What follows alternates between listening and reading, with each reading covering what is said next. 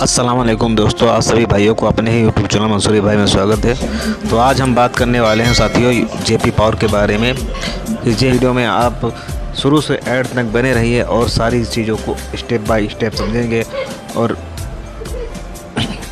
हमें स्टॉक को अगर बाय करना है तो सपोर्ट और रजिस्ट्रेशन अगर हमें पता चल जाएगा तो हम उस स्टॉक में अपनी जो है एक एंट्री कब और कहाँ करनी है वो समझ पाएंगे। तो इसके लिए हम पहले इसका फंडामेंटल देखेंगे।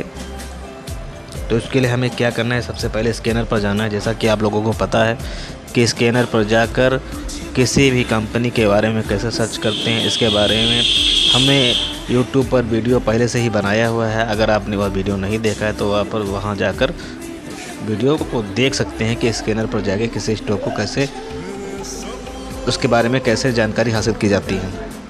तो स्कैनर पर जाने के बाद फिर हम यहाँ पर टैप करेंगे जेपी पावर। प्रॉब्लम है तो जैसा कि स्कैनर हमारे सामने आ गया, हम यहाँ पर जेपी पावर को सर्च करेंगे। जेपी प्रकाश वेंचर आ गया हमारे सामने और इसका जो स्टॉक का प्राइस चल रहा है इस वक्त वो चल रहा है 21 रुपये 90 पैसे इसका प्राइस चल रहा है। ये हमें 2450 पैसे हुए जाता दिखाई दिया है और बहुत सारे लोग उस स्टॉक पर जाके 24 रुपये के आसपास जाकर फंस गए हैं। जबकि मैंने टेलीग्राम पर पहले ही लोगों को मना करके रखा था कि किसी भी भागते हुए स्टॉक को नहीं पकड़ना है, हमेशा उसके सपोर्ट पर पकड़ना है। तो आज इसका हम फंडामेंटल चेक करेंगे। इससे पहले भी हमने वीडियो को बनाया था, उसके भागने की क्या वजह थी वह भी समझाया था। आज भी हम आपको बताएंगे इसका वीडियो में फंडामेंटल आपको बताएंगे। साथ ही इसमें गिरावट होगी और कितनी होगी, इस कंपनी में आप रह सकते हैं नहीं रख सकते, सारी चीज़ें आपको इस वीडियो देखने के बाद समझ आ जाएंगी। तो चालू करते हैं। ये हम देखेंगे कंपनी का मार्केट कैप है, कितना मार्केट कैप है 14,979 करोड़ मार्केट कैप की कंपनी है। स्टॉक का करंट प्राइस जो है 21 रुपये 90 पैसा है। साथ ही इसका हाई लो जो है, इसका एक साल का जो हाई है वो 22 रुपये 70 पैसे है और एक साल का जो लो है वो 13 रुपये 10 पैसे है। इसी के साथ जो कंपनी का पी है, स्टॉक पी है वो 33 रुपये है। जैसा कि मैं हमेशा बोलता रहता हूँ कि किसी भी कंपनी का स्टॉक पी जो है 25 रुपये से ज़्यादा नहीं होना चाहिए। तो ये देखिए, मैं बोलता रहता हूँ कि कंपनी जो है इतनी फंडामेंटल स्ट्रॉन्ग नहीं है, इस कंपनी में रिस्क बहुत है। तो यही सब चीज़ें हैं। आप देखिए अभी तक के मैंने कितने भी कंपनी का जो फंडामेंटल आपको दिखाया था तो वहाँ पर चीज़ें जो है सब अच्छी होती थी। अब ये देखिए मुझे जो कुछ मिला, तो अब तक के मेरा जो पहला 2 चीज़ इसमें मुझे नेगेटिव मिल गई। पहला इसका मार्केट कैप देखिए आप कितना कम है, नहीं 15,000 करोड़ की कंपनी ही मात्र इतने में ही डील हुई थी। बस पॉजिटिव बस एक ही चीज़ है कि इसको अडानी ने खरीदा, इसके अलावा सारी चीज़ें नेगेटिव हैं। अब 15,000 करोड़ की कंपनी, इतनी छोटी कंपनी है, इतनी छोटी कंपनी में आप जाएंगे तो रिस्क तो भर के रहेगा। उसके साथ ये भी मुझे पसंद नहीं। इसके अलावा और आगे बढ़ते हैं। ये चीज़ जो पी है ये भी मुझे पसंद नहीं। जैसा कि मैं आपको इस वीडियो में एक डिस्क्लेमर दे दूं कि मैं कोई शेयर बाज़ार का एक्सपर्ट नहीं हूं, मैं भी आप लोगों की तरह एक स्टूडेंट हूं, शेयर बाज़ार को सीखने समझने की कोशिश कर रहा हूं। मेरे कहने पर किसी भी स्टॉक को बाय व सेल ना करें। बाय व सेल करने से पहले अपने वित्तीय सलाहकार से सलाह ज़रूर ले लें। साथ ही यह वीडियो सिर्फ जानकारी के लिए बनाया गया है कि मैं किसी भी स्टॉक को ख़रीदने से पहले किन चीज़ों को देखता हूं, वह चीज़ मैं आपके साथ साझा करने की कोशिश कर रहा हूं वीडियो के माध्यम से। तो अब मैं वीडियो में और आगे बढ़ता हूं। कंपनी डिविडेंड देती नहीं है, ये भी रॉन्ग। ROE कंपनी का ROC 7 रुपये के आसपास है, ROE 3 रुपये 60 पैसे है और कंपनी की फेस वैल्यू जो है 10 है। ये थोड़ा सा मुझे सही लगा। अब तक के एक चीज़ सही लगी, बहुत सारी चीज़ें नेगेटिव हैं। और कंपनी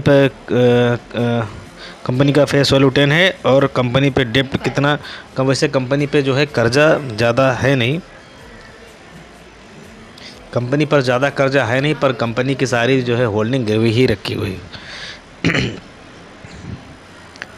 और कंपनी का पी कितना है 33 रुपये और इंडस्ट्री पी है 31 रुपये। और हमेशा मैं कहता रहता हूं कि जो इंडस्ट्री पी ज़्यादा होना चाहिए और पी कम होना चाहिए, यहाँ पर उसके अपोजिट है। तो ये भी हमें अच्छा लगा। साथ ही इसमें FIS की होल्डिंग कितनी है, FIS की होल्डिंग जो है इसमें है 6.5% के आसपास FIS की होल्डिंग है।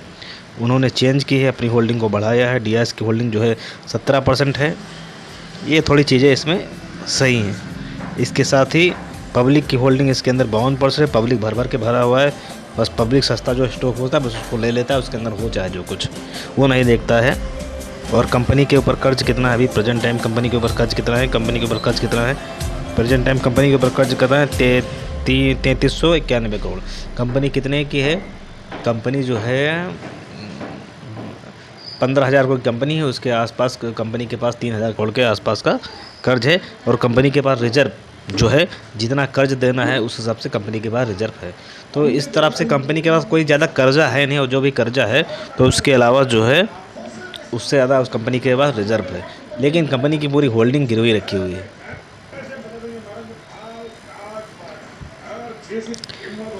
कंपनी के एसेट देखेंगे, कंपनी का जो टोटल एसेट है वो भी ठीक ठाक है। इस हिसाब से देखा जाए बस कंपनी का जो मार्केट कैप है उस हिसाब से उसका तो एसेट उससे कहीं ज़्यादा ही है। कंपनी का जो एसेट है उससे कहीं ज़्यादा है। साथ ही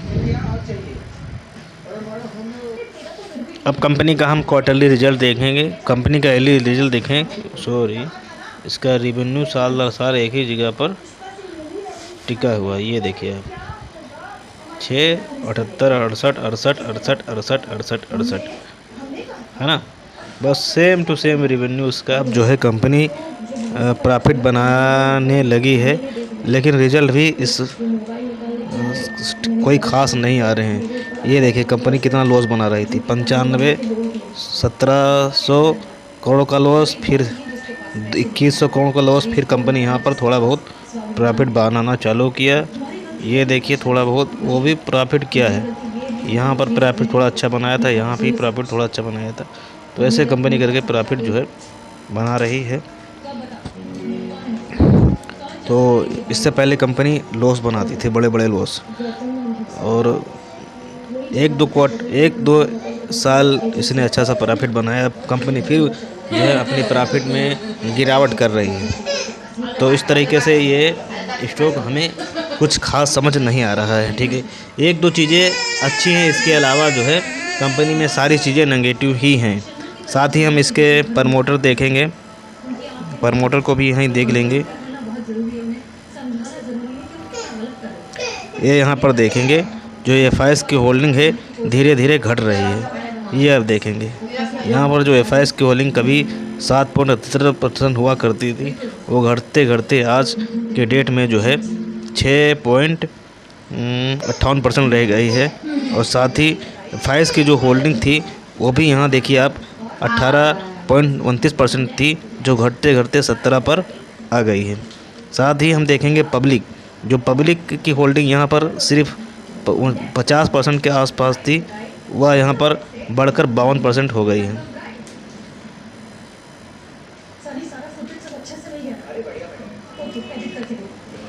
तो आपने देखा कैसे इसमें एफआईएस और डीआईएस की होल्डिंग धीरे धीरे घट रही है, और जो पब्लिक है यहाँ भर भर के आ रही है। तो इस स्टॉक में मुझे फंडामेंटल जो है चीज़ें अच्छी नहीं लगी। एक दो चीज़ें छोड़कर बाकी सब चीज़ इसमें नेगेटिव है। तो इस तरह का स्टॉक को हमेशा हमें अवॉइड करना है। बस इसमें जो पॉजिटिव चीज़ है, बस वही एक चीज़ पॉजिटिव है, इसको अडानी ग्रुप ने ख़रीदा है। इसके अलावा सारी चीज़ें इसमें कुछ भी अच्छी नहीं है। अब साथ में हम देखेंगे कि इसमें जो हम उस दिन आपको बताया था कि इसमें 3 खबरें थी जिसकी वजह से स्टॉक ये ऊपर की तरफ भागा था। तो इसकी वजह ये थी कि कंपनी को अडानी ग्रुप ने हायर कर लिया था। उसके अलावा उसकी जो 24% की होल्डिंग थी, ये वाली जो 24% की होल्डिंग थी, इसको अडानी पावर ने ख़रीद लिया है, ऐसा एग्रीमेंट हुआ है या ऐसी डील हुई थी।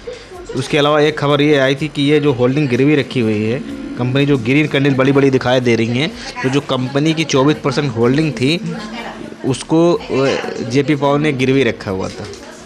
तो ये रिलीज़ हो गई है, ऐसे ही कुछ खबरें आई थी, उसकी वजह से स्टॉक में इतनी ज़बरदस्त उछाल देखने को मिला। अब खबर ये आ रही है, ये जो होल्डिंग गिरवी रखी है, ये फिर से गिरवी हो गई है। कहने का मतलब मुझे ऐसा हुआ कि जो पहले इसका था प्रमोटर या इसका जो मालिक बदल गया है, तो इसमें एक बदलाव हुआ है, बाकी होल्डिंग वैसी की वैसी ही गिरवी रखी है। तो आप इस हिसाब से देख सकते हैं इस स्टॉक में कोई दम नहीं है, बस बात सिवाय इसके कि इसको अडानी ग्रुप ने हायर किया है, बस यही एक है। तो इसकी वजह से आप किस कंपनी में नहीं जा सकते हैं। किसी भी कंपनी को खाली ऐसे ही उसका फंडामेंटल जब तक मजबूत नहीं होना चाहिए उस पर आप विश्वास नहीं कर सकते हैं। अगर यही आपको देखना है तो अडानी ग्रुप की बहुत सारी कंपनी, अडानी पावर में ही चले जाइए, ठीक है। तो इसको यहाँ पर समझने के बाद हम समझते हैं इसके चार्ट पैटर्न पर उसके सपोर्ट, और चलते हैं चार्ट पैटर्न पर उसके सपोर्ट स्टेशन को समझते हैं। अगर किसी भाई ने इसको ऊपर के लेवल पर पकड़ा है या इसको इतना कुछ जानने के बावजूद भी अगर कोई स्टॉक इसको बाय करना चाहता है, नहीं आप मुझसे पूछेंगे तो ये कंपनी मुझे बिल्कुल ही पसंद नहीं है, ठीक है। लेकिन इसके बावजूद भी अगर आप इसमें बाय या सेल करना चाहते हैं, मतलब बाय करना चाहते हैं लॉन्ग टर्म के लिए, तो हमें किस सपोर्ट पर इस स्टॉक को बाय करना है। तो चलिए चार्ट पर इसके सपोर्ट और रेजिस्टेंस को निकालने की कोशिश करते हैं और चीज़ें समझने की कोशिश करते हैं। तो भाइयों जैसा कि हम आगे इसके जो है चार्ट पर और एक अब इसके चार्ट पर इसके सपोर्ट और रेजिस्टेंस को समझते हैं। ये देखिए मैं वन डे पर चार्ट लगा हुआ है और ये आप इसका देख सकते हैं, ये इसका सपोर्ट, ये यही सपोर्ट है 12 रुपये 60 पैसे, जो इसका एक मजबूत सपोर्ट है। सन 2024 और 2026 के बीच में ये इसी लेवल पर टिका हुआ है। अब ये अगर सपोर्ट तोड़ता है तो स्टॉक हमें और ही नीचे जाते हुए दिखाई दे सकता है। इसलिए जब तक कि ये सपोर्ट पर है तब तक के यह स्टॉक ठीक है। तो अगर हमें स्टॉक को लेना चाहिए तो हमें अगर लेना है तो इसको 14-15 रुपये के भाव पर ही ले तो हमारे लिए ज़्यादा बेटर रहेगा। या कि जैसा कि इस समय न्यूज़ें चल रही तो उसके अलावा इसका दूसरा जो सपोर्ट रहने वाला है तो वह रहने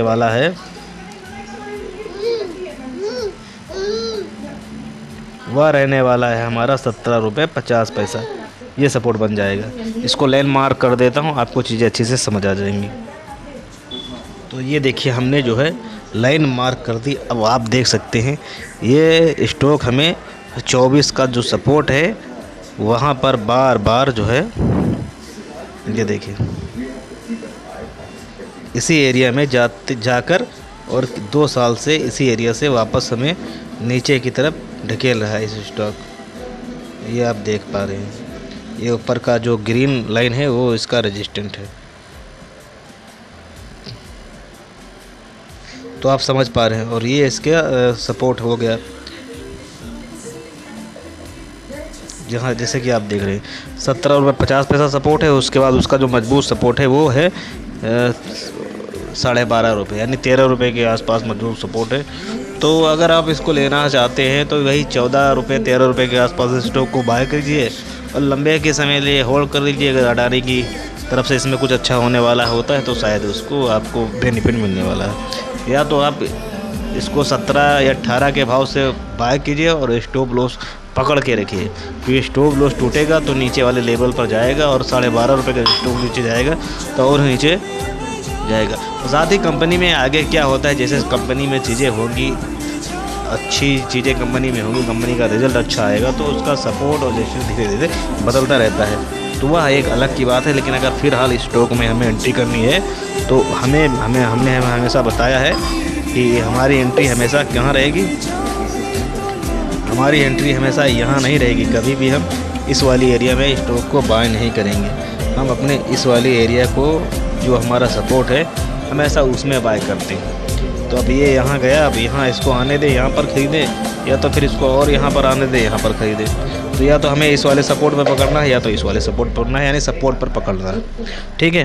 तो उम्मीद करता हूँ आपको चीज़ें अच्छे से समझ आ गई होंगी। अगर आपको चीज़ें अच्छे से समझ आई तो वीडियो को लाइक ज़रूर कीजिए और चैनल को सब्सक्राइब कीजिए। साथ ही अगर हमारे टेलीग्राम चैनल को ज्वाइन करना चाहते हैं तो इसी वीडियो के नीचे आपको हमारे टेलीग्राम चैनल का ग्रुप मिल जाएगा। आप वहाँ पर जाकर हमारे टेलीग्राम चैनल को ज्वाइन कर सकते हैं। तो इसी के साथ मैं आपसे विदा लेता हूँ। जल्द ही मिलूँगा अगली वीडियो में। Thank you.